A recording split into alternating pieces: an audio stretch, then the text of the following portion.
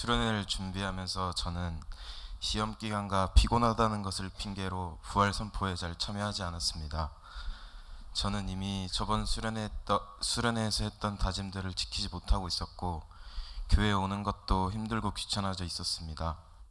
수련회에 가면서도 내가 지금 수련회를 가는 게 맞는 걸까 하는 걱정도 많았고 저번 수련회처럼 조원들과도 어색하게 지내면서 아무것도 하지 못하고 돌아오게 될까 걱정이 많이 됐었습니다.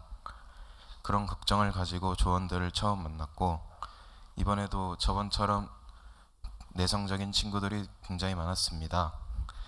조원들이 모두 수련회에 처음 와봐서 제가 북캐틴을 맡게 되었는데 첫 번째 쉐어링 시간에 조원들과 대화를 나누며 한두 명을 제외하고는 교회에 다니지만 예수님이 정말 계신지 잘 모르겠다고 고백했습니다.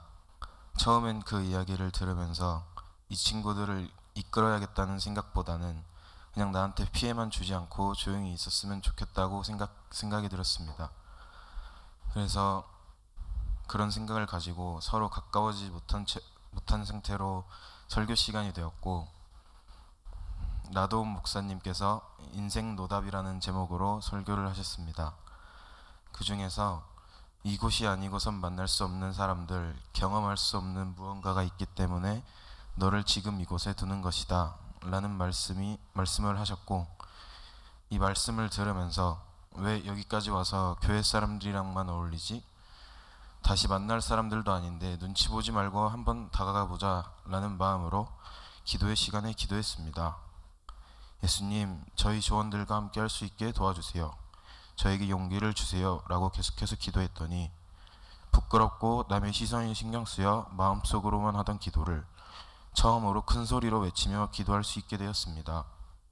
그때부터 마음속에 큰 용기가 생겼고 다음날부턴 먼저 다가와 주길 기다리던 제가 먼저 조원들에게 다가갔습니다. 둘째 날 쉐어링 시간엔 서로 기도 제목을 나누고 기도하는 시간이 있었습니다. 저의 기도 제목은 무언가를 시작하려 할 때 남의 시선이 신경 쓰이고 두렵습니다. 도전할 수 있는 용기를 주세요였고 조원들 중에도 저와 같은 고민을 하는 조원들이 많았습니다. 서로 비슷한 기도 제목을 나누고 서로를 위해 기도하면서 조원들과 가까워졌고 다음 쉐어링 시간에는 제가 전날 경험했던 이야기를 나누었습니다. 저의 이야기를 듣고 첫날에 예수님을 잘 모르겠다고 했던 친구 중에 한 명이 먼저 다가와 자기도 예수님께서 기도를 들어주셨으면 좋겠다고 예수님을 진정으로 믿고 싶다고 어떤 마음으로 기도를 한 건지 물어봤습니다.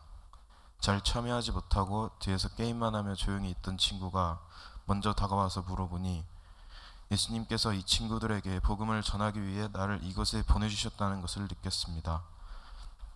그 친구에게 같이 앞에 나가 찬양하고 기도하자고 말했고 그 찬양 시간부터는 모든 조원들을 데리고 나가 함께 찬양하고 기도했습니다. 기도의 시간엔 그 조원들의 손을 잡고 조원들의 기도 제목을 위해 기도하며 둘째 날을 마무리했습니다. 셋째 날부터는 조원들이 제가 이끌지 않아도 자연스럽게 나가서 찬양하고 있었고 기도가 어렵다고 고백했던 친구들도 열심히 기도하고 있었습니다. 부끄러움이 많고 계속해서 부정적인 생각을 하던 친구도 앞에 나가 적극적으로 참여하고 기도하고 있었고 먼저 다가왔던 친구는 저보다도 먼저 앞에 나가 찬양하고 있었습니다. 그 친구는 앞에 나가서 찬양하면 전에 하던 걱정이 생각 안 나고 예수님만 생각난다고 먼저 앞으로 나가게 해줘서 너무 고맙다고 말했습니다. 그 말을 들으니 예수님께서 나를 이곳에 보내셔서 이 친구들을 만나게 한 건 다 계획하신 거구나 라는 생각이 들었습니다.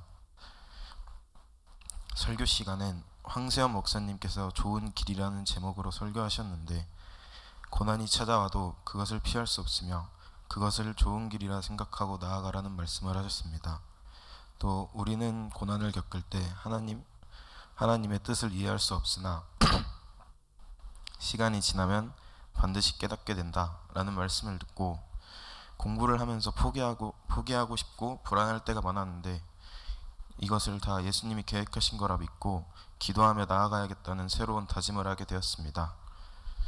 이번 수련회를 준비하면서 잘 참여하지 못할까봐 걱정이 많았는데 수련회에서 예수님을 경험하고 조언들을 이끌면서 많은 은혜를 받은 것 같습니다. 일상생활로 돌아가서도 수련회에서 받은 은혜와 한 다짐들을 잊지 않고 살아가고 싶습니다. 감사합니다. 저는 네임리스 캠프도 절대 안 가겠다고 마음먹었고 전우사님과 엄마한테도 그렇게 말하다가 결국 끌려갔습니다.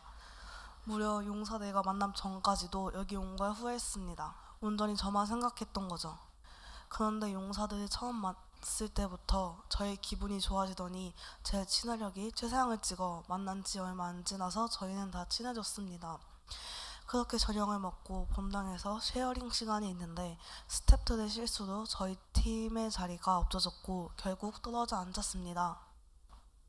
평소라면 스트레스를 엄청나게 받았을 일인데 왠지 그때는 그래 그럴 수 있지 하고 넘어갔습니다.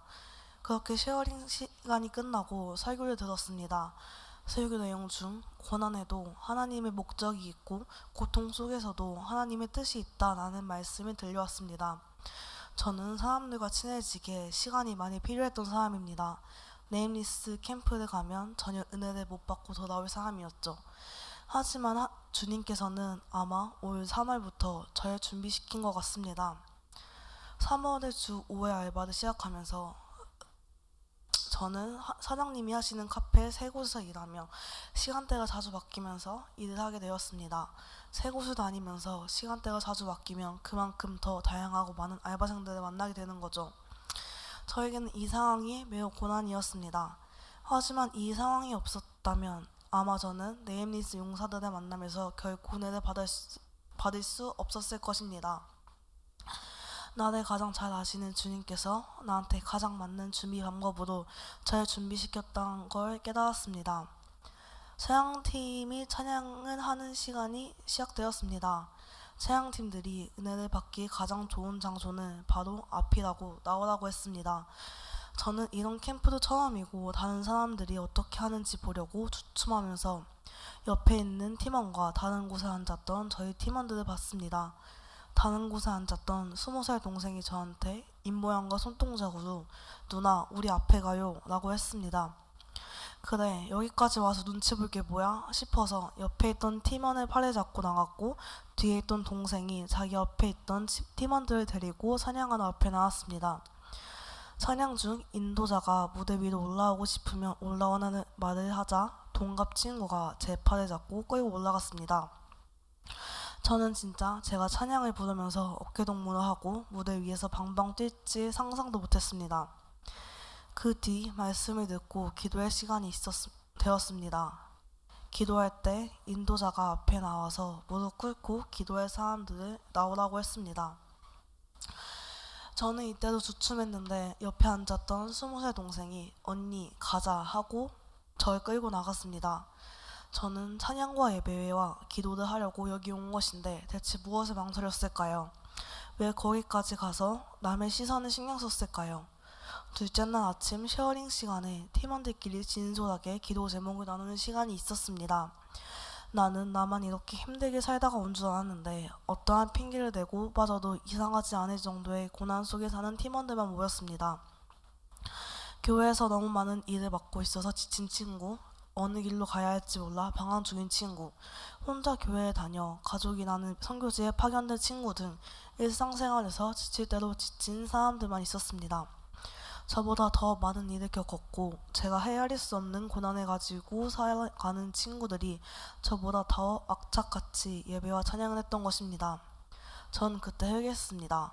내가 뭐라고 예배를 게으르게 했던 것일까요? 동생들의 손에 이끌려 기도하러 나간 저는 울며 따졌습니다. 나 진짜 힘들었다고. 왜 이렇게 뒀냐고. 진짜 너무너무 힘들었다고. 주님께 울며 한탄하고 있는데 느껴졌습니다. 그거 이번 캠프를 위해 그랬어. 내가 미안해. 하지만 오늘도 행복했잖아. 내가 만족할 만한 삶을 줄게 라고요. 하루 일정이 끝나고 숙소에 가서 언니들이랑 그날 있었던 일을만 했습니다. 그때 전 깨달았습니다. 내가 고집 때문에 끝까지 마음의 준비를 안 하니까 나에게 가장 좋은 시너지를 내어줄 수 있는 팀원들을 나에게 붙이셨다고. 이미 날 위해 모든 걸 준비하신 하나님의 뜻이 너무너무 감사했습니다. 나에게 가장 맞는 팀원들을 붙여주었으니 나도 그들에게 내가 받았던 은혜와 감사를 돌려줘야겠다고 다짐했었습니다. 그리고 바로 다음날 그 다짐을 이룰 수 있는 상황을 허락하셨습니다. 두 번째 날 다들 평균적으로 3시간 정도 자서 그런지 전날보다 낮은 텐션의 팀원들이었습니다. 그래서 부팀장이기도 하고 해서 이번에 내가 섬겨야겠다 싶어서 하루 종일 전날 받았던 감사를 돌려줬습니다.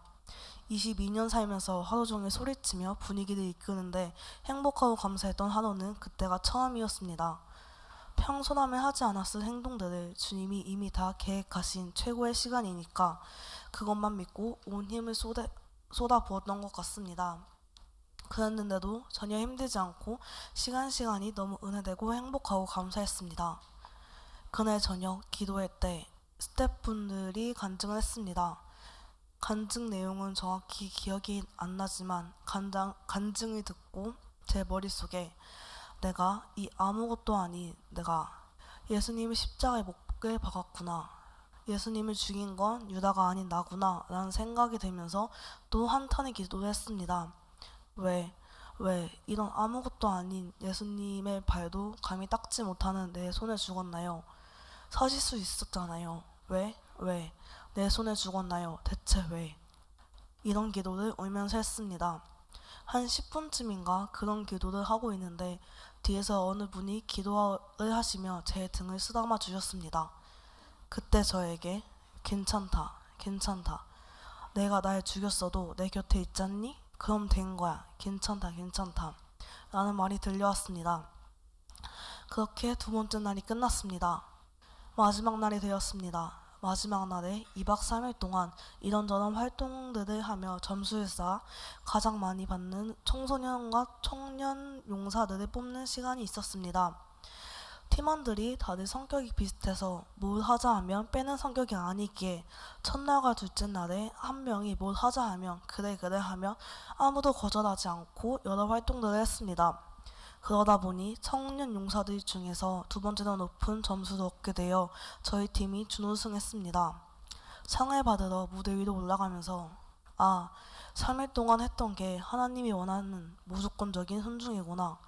그리고 주님께서 나한테 그 순종에 대한 보답을 해주셨구나 싶었습니다. 그렇게 삶에서 가장 은혜와 감사가 넘쳤던 3일이 끝났습니다. 가기 싫어서 끝까지 버티다가 가는데도 주님께서는 최고의 3일을 저에게 허락하신 것입니다. 가장 날 잘 아시고 나에게 딱 맞는 완벽한 계획을 세우고 계신 주님께 영광 올려드립니다.